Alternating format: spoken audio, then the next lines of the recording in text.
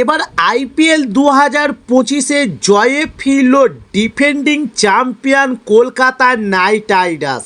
তবে পার্পেল ব্রিগেডের প্রথম ম্যাচ ঘরের মাঠেই আরসিবির বিরুদ্ধে খারাপভাবে হেরেছিল কলকাতা নাইট রাইডার্স। এরপর অসমে বার্সাপাড়া স্টেডিয়ামে রাজস্থানের বিরুদ্ধে হাসতে হাসতেই জিতল অজিঙ্ক্য রাহানের দল।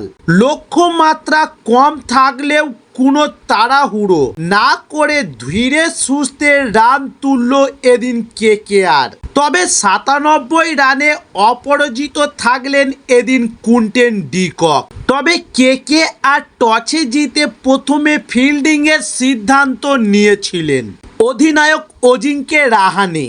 তবে গুয়াহাটির পিজে স্টেডিয়ামে পিচে তেমন ঘাস ছিল না, তাই ধারাভাষ্যকাররা আগেই বলেছিলেন যে উইকেটে স্পিনাররা পরের দিকে একটু বেশি সুবিধা পেতে পারে। তবে যদিও কেকেআরের স্পিনাররা শুরু থেকেই দাপট দেখাতে থাকে রাজস্থানের ব্যাটারদের সামনে, তবে এই ম্যাচে খেলতে পারেননি কলকাতা নাইট রাইডার্সের তারকা ক্রিকেটার সুনীল নারিন। তার অভাব অবশ্য বরুণ চক্রবর্তী ও মঈন আলীর। বল হাতে টের পেতে দিলেন না। 4 ওভারে বরুণ চক্রবর্তী নিলেন 2টি উইকেট, দিলেন মাত্র 17 রান এবং নারিনের পরবর্তীতে দলে সুযোগ পাওয়া মঈন আলীও নজর কেড়েছেন এদিন।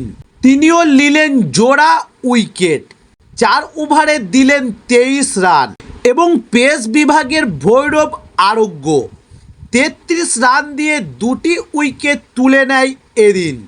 তবে শেষ পর্যন্ত রাজস্থান রয়্যালস 20 ওভারে 9 উইকেট হারিয়ে 151 রান সংগ্রহ করতে সক্ষম হয়।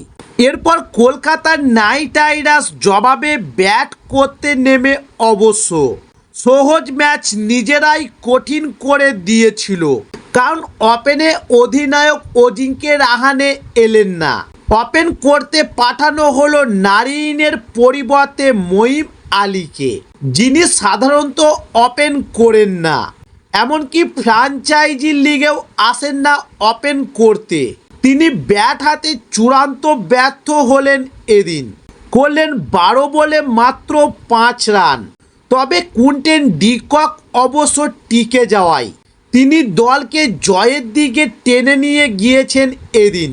তবে শেষ পর্যন্ত 15 বল বাকি থাকতেই 8 উইকেটে ম্যাচ জিতে নিল কলকাতা নাইট রাইডার্স।